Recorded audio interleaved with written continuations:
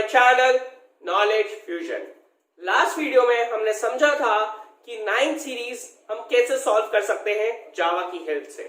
आज हम अपनी 10th सीरीज के बारे में पढ़ने वाले हैं, समझने वाले हैं कि उसकी कोडिंग जावा में आप कैसे कर सकते हैं। तो एक क्वेश्चन लिख लीजिए जो 10th बोर्ड्स और 8th और 9th के एग्जाम्स में आता है।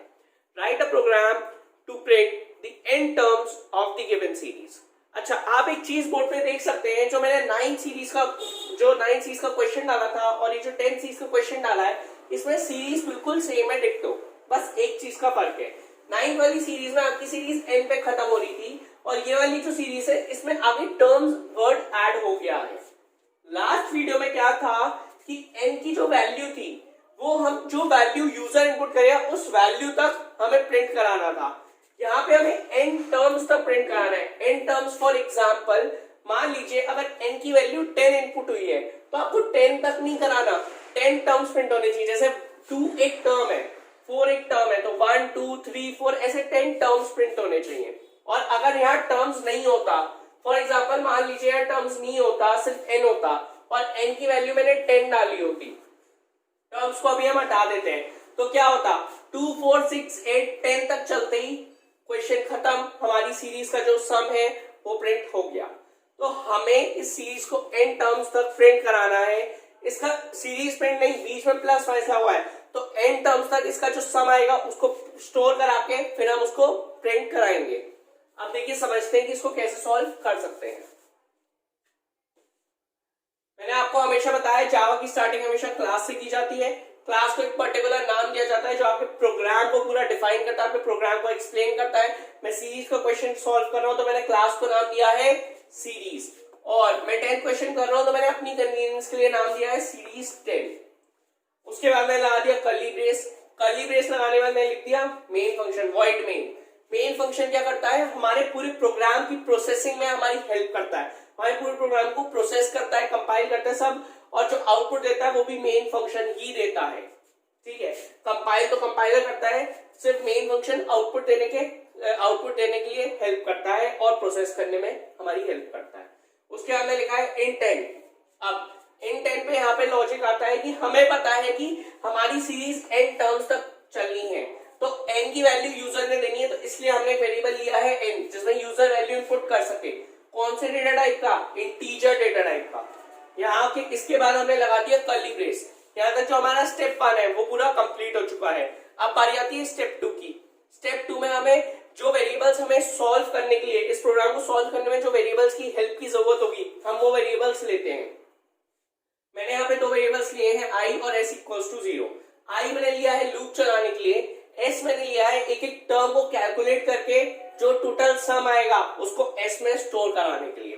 ठीक है, तो अब ये हम एक एग्जांपल ले लेते हैं। ये हमारा सेकंड स्टेप कंप्लीट हो चुका है। अब जो बारी आती है थर्ड स्टेप की। थर्ड स्टेप में हमें बेसिकली अपनी सॉल्विंग करनी होती है, जो मैंने यहाँ से लेके यहाँ तक की कंप्लीट सॉल्विंग करी हुई है। अब इसको कैसे करते हैं, इसको समझने के लिए हम एक एग्जांपल ले लेते हैं।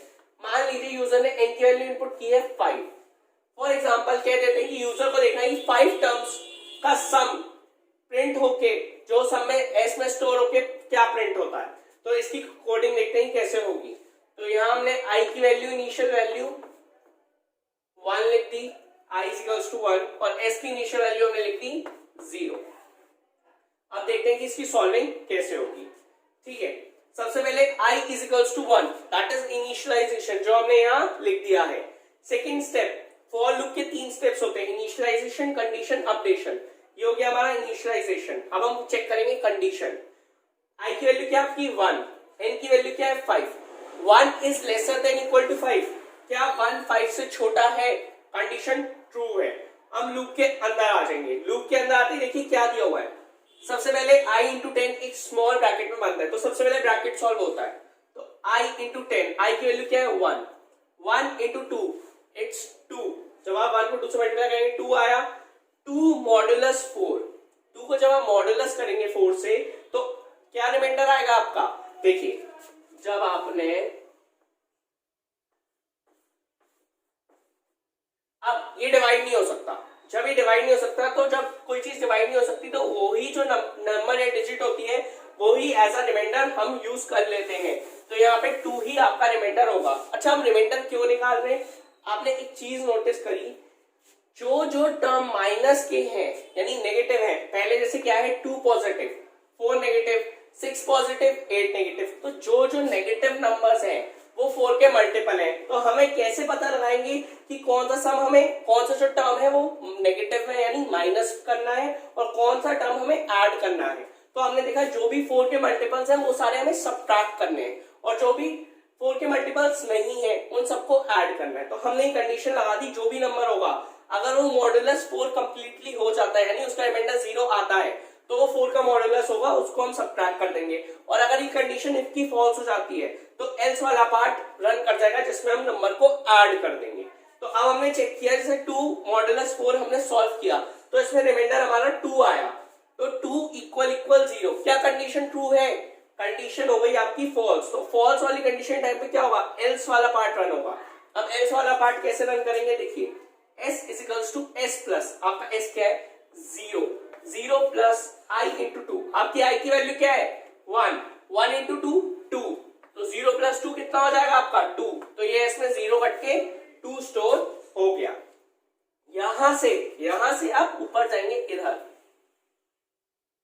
i प्लस प्लस पे, इधर क्या होगा हमारे फॉर लूप का जो थर्ड स्टेप है दैट इज अपडेशन। इसमें अपडेशन में क्या होता है, वैल्यू इंक्रीज या डिक्रीज हो सकती है, वो आपको अपने हिसाब से देखना होता है। मैंने यहाँ पे i प्लस प्लस लगाया, इसका मतलब ये कि i की वैल्यू 1 से इंक्रीज होगी। तो जैसे ही आप जाएंगे अपडेशन पे i की वैल्यू जो भी आपकी उसको 1 से इंक्रीज कर देंगे, तो 1 की वैल्यू क्या हो जाएगी 2 हो जाएगी। अब i की वैल्यू 1 से 2 हो गई, ठीक है। अब हम यहां से आए कंडीशन चेकिंग पे। अब ये लूप ऐसे ही चलता है, अपडेट होता है फिर कंडीशन चेकिंग होती है और जब तक कंडीशन ट्रू रहेगी तब तक आपका ये फॉर का लूप रन करता रहेगा। अब हमने कंडीशन चेक की, 2 is lesser than equals to n, 2 is lesser than equals to 5, क्या 2 5 से छोटा है, कंडीशन ट्रू है। हम वापस लूप के अंदर आ गए, i इंटू 2, सबसे पहले स्मॉल ब्रैकेट सॉल्व करते हैं, i इंटू 2, i की वैल्यू क्या है 2, 2 इंटू 2 4, 4 मॉडुलस 4, जब आप 4 को 4 से डिवाइड करेंगे तो आपका रिमाइंडर क्या आएगा, 1 टाइम्स किया 4, रिमाइंडर आ गया आपका 0। ये आपका कंप्लीटली डिवाइड हो गया यानी ये 4 का मल्टीपल है, कंडीशन हमारी ट्रू है। तो हम क्या करेंगे, इसको सबट्रैक्ट करेंगे। अब सबट्रैक्ट कैसे करेंगे वो हम देखते हैं। देखिए नेक्स्ट स्टेप में आएंगे, अब ये कंडीशन ट्रू है तो ये वाला स्टेप रन करेगा, s equals to s minus, आपकी s की वैल्यू क्या है 2, तो ये आपने लिखी 2 माइनस i इंटू 2, आपकी i की वैल्यू क्या है 2, 2 इंटू 2 4, तो 2 माइनस 4 कितना हो गया -2 आ जाएगा। तो इस बार s की वैल्यू 2 कट के -2 हो जाएगी, ठीक है। अब इसके आगे देखते हैं क्या होगा। यहां तक ये आपका हो गया। अब हम वापस ऊपर जाएंगे फिर से अपडेशन पे यानी फॉर लूप के थर्ड स्टेप पे, i प्लस प्लस, इस बार i की वैल्यू 2 से क्या हो जाएगी 3। अब यहां पे हम वापस कंडीशन चेक करेंगे, 3 is lesser than equals to 5, क्या 3 5 से छोटा है, कंडीशन हमारी ट्रू है, कंडीशन ट्रू है, कंडीशन ट्रू है तो हम लूप के अंदर आ जाएंगे, i मॉडुलस 2, आपकी i की वैल्यू क्या है 3 है, ठीक है। 3 इंटू 2, सबसे पहले स्मॉल ब्रैकेट सॉल्व करेंगे, 3 इंटू 2 6 हो गया, 6 मॉडुलस 4। अब आप जब 6 को 4 से डिवाइड करेंगे, ठीक है, जब हमने डिवाइड किया तो 1 टाइम्स गया 4 और आपका रिमाइंडर कितना बच गया 2, आपका रिमाइंडर बच रहा है 2।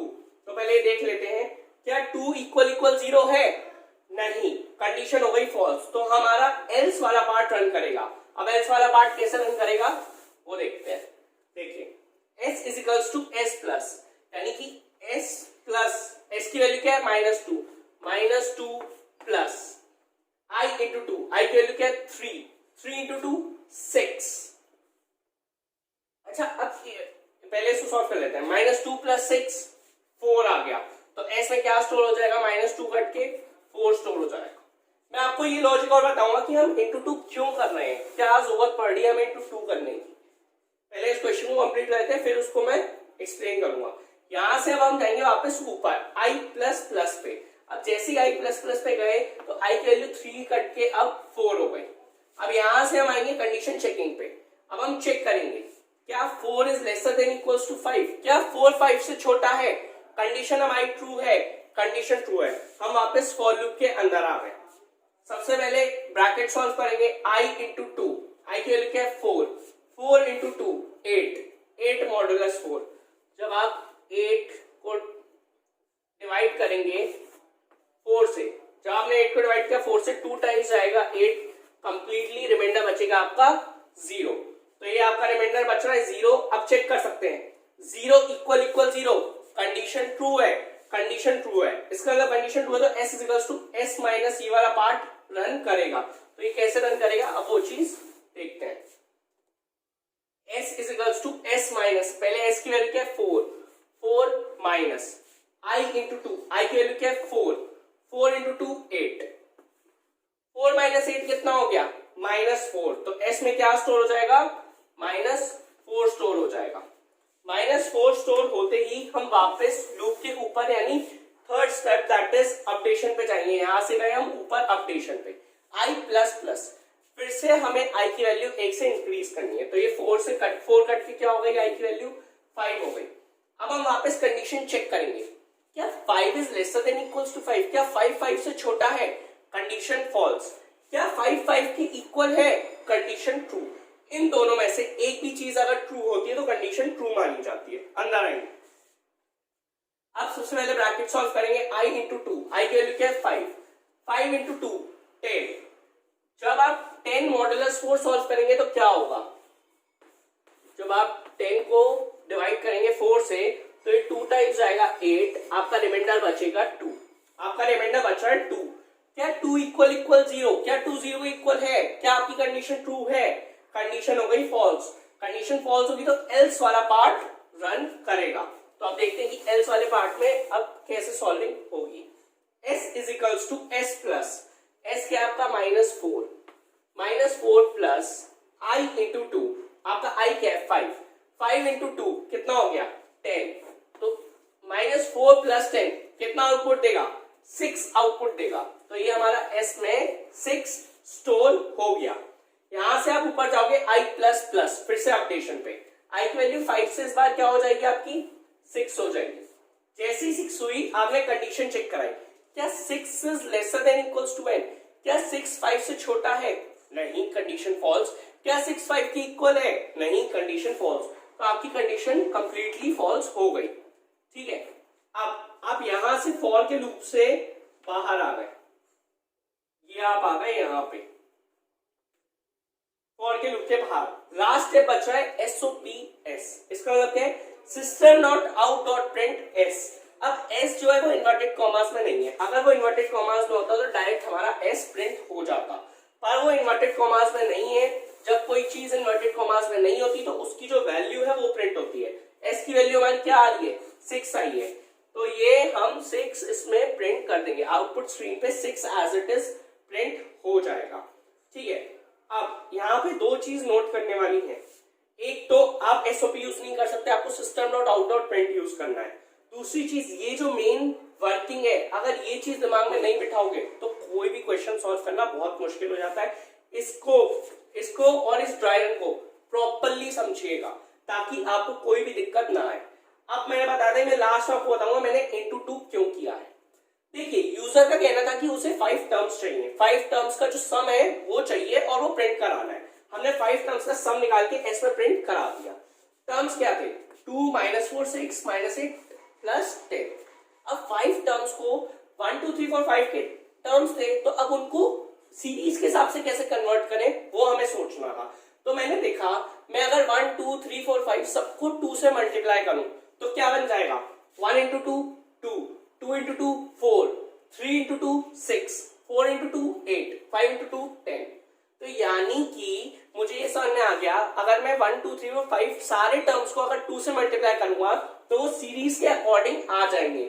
इसलिए मैंने उन्हें पहले 2 से मल्टीप्लाई किया, बाद में उनकी पूरी सॉल्व की, और ऐड करते टाइम भी ये चीज मैंने ध्यान रखी कि मैं टर्म ऐड ना कर दूं, मुझे उसे 2 से मल्टीप्लाई करके प्रॉपर सीरीज का टर्म बनाना है, फिर उसे ऐड करना है।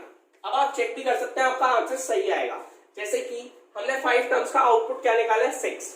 देखिए चेक करते हैं, 2 -4 कितना हो जाएगा, -2, -2 प्लस 6, -2 प्लस 6 कितना हो गया आपका 4, 4 -8।